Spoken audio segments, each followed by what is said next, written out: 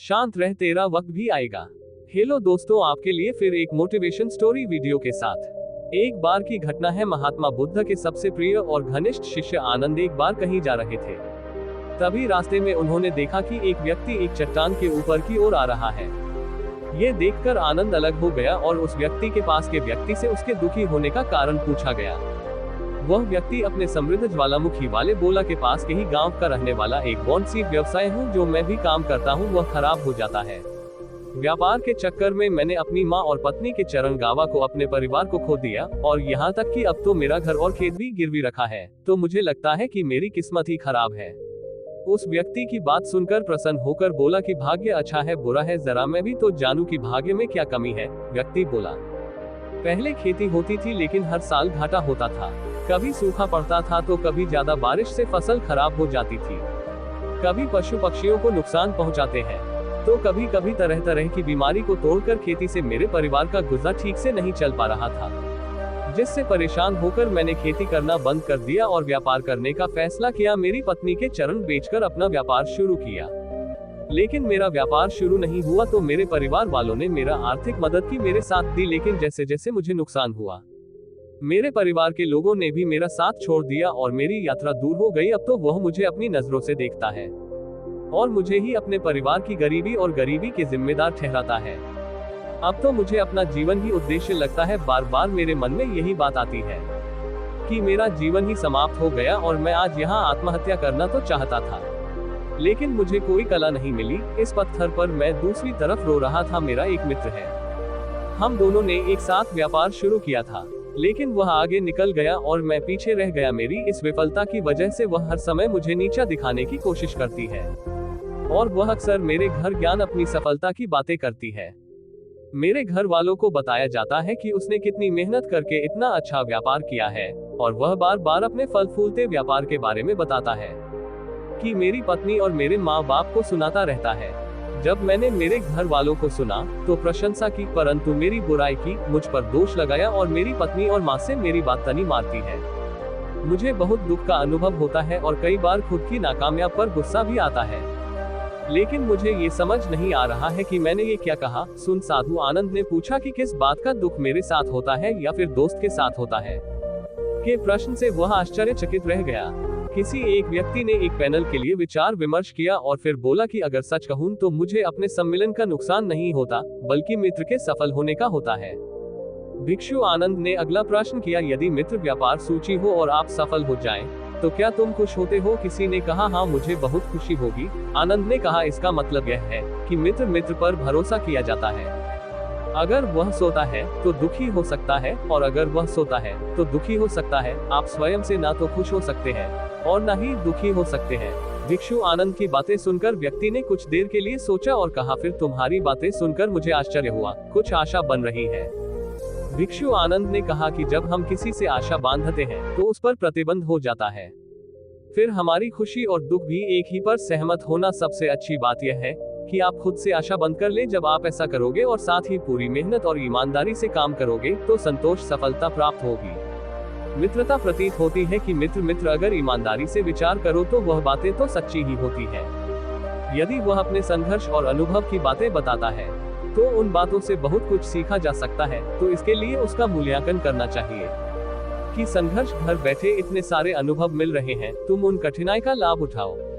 नई शुरुआत करो, मंदार से व्यवसाय, हार मत मानो, एक दिन की सफलता अवश्य देखें। आज आप जो अपना बुरा समय या बुरी किस्मत कह रहे हो, एक दिन ये बदलेगा और इसी के साथ सोच और विचार भी बदल जाएगा। और देखूंगा जब लड़की का समय अच्छा हो जाएगा तब दोस्त भी अपनी सफलताओं की कहानियां नहीं सुनेगा, तब वह अपनी नींद और दोस्तों की बातें सुनाएगा ताकि आप उसकी बातें सुन सके। दुखी हो जाओ, सामान डगमगा जाए और तुम गलत निर्णय ले सको, लेकिन उस समय भी अपने ही बुद्धि का प्रयोग करना होगा। स्वयं पर विश्वास रखना। जिस प्रकार का मित्र आज दिखाई देता है उसी तरह वह उस समय भी आता है। जिस प्रकार का बौद्ध मित्र आज दिखाई देता है, ठीक उसी प्रकार उसे भी दर्शाता है। ही मजा आता है। आपने सही कहा है मुनिवल, लेकिन मेरा सबसे बड़ा दुख है कि मेरे परिवार के लोग भी इसमें शामिल हैं। असल में मैं तो अपने परिवार के लिए अच्छा करना चाहता था, कि उन्हें खुश रखना चाहता था, लेकिन वह भी मेरी बातें और भावनाएं मुझे समझ नहीं पा रही हैं और यही गलत बातें हैं। और पिछले कुछ समय से तो वह मेरे साथ भी नहीं है। भिक्षु आनंद ने वह व्यक्ति बताया को समझाते हुए कहा, हम हमेशा चाहते हैं कि हम जो कुछ भी करें लोग उसके लिए हमारी प्रशंसा करें, लेकिन आमतौर पर ऐसा नहीं होता है। लोग हमारे हितों के मूल्य पर ऐसा नहीं करते हैं जिससे हमें दुख हो। सब कुछ सच है, लेकिन अगर आप किसी को अपना परिवार पसंद करते हैं और उसके लिए कुछ करना चाहते हैं, तो फिर आप ऐसा क्यों सोचते हैं कि आप अपने दोस्तों के लिए कुछ कर रहे हैं? असल में तुम अपनी खुशी के लिए कुछ कर रहे हो क्योंकि उन्हें खुशी देखकर खुशी हो रही है। अगर ऐसा लगता है कि तुम अपने लिए कुछ कर रहे हो तो तुम उदास रहोगे, लेकिन अगर तुम्हें लगता है कि तुम्हें खुद के लिए खतरा है तो तुम अपनी खुशी के लिए कुछ कर रहे हो तो तुम खुश रहोगे। क्योंकि जब हम खुद के लिए कुछ करते हैं या करना चाहते हैं तो हमें इसके लिए श्रवण की जरूरत नहीं है। भिक्षु आनंद की ये बातें उस व्यक्ति के चेहरे के भाव को पूरी तरह से बदल देती है। उन्होंने कहा कि आप सही कह रहे हैं मुनिवर, मुझे समझ आ गया कि अब तक मेरी किस्मत खराब थी क्योंकि वह शेरों के हाथों में था, लेकिन अब से मैं अपनी किस्मत को अपने हाथों में रखूंगा, फिर से पूरी कोशिश करूंगा और ईमानदारी से काम करूंगा और जब तक सफलता नहीं मिली चैन से नहीं। उस व्यक्ति की बात सुनकर चौंक गए साधु आनंद मुस्कुराए और उन्हें एक छोटी सी डायबिया देते हुए कहा कि इस डिबिया को हमेशा अपने साथ रखना एक ऐसा मंत्र है जो पट्टी किसी भी दर्द से भी बाहर निकाल दी जाती है, लेकिन इस डायबिया को सबसे पहले जबाफे से सारे रास्ते बंद हो जाते हैं, कोई नजर नहीं आती और आंख बंद हो जाती है और पट्टी लग जाती है कि सब व्यर्थ है, ये दुनिया है। और यहाँ एक और विकल्प है। व्यक्ति ने साधु आनंद को धन्यवाद दिया और उस कहानी को लेकर अपने घर वापस आ गया। उसने नए उत्साह के साथ अपने व्यापार की शुरुआत की और इस बार उसका व्यापार चल निकला। अपनी मेहनत और लगन के बल पर बस कुछ प्राचीन काल में ही वह एक महान व्यापारी बन गया और उसके साथ उसका परिवार भी जुड़ गया और उसका जीवन बहुत ही सुख शांति और समृद्धि के साथ मिला। लेकिन समय और भाग्य के खेल को आज तक ना कोई समझ पाया है और ना ही कोई समझ पाएगा है। ये सदा एक जैसा नहीं रहता, ये बदलाव रहता है।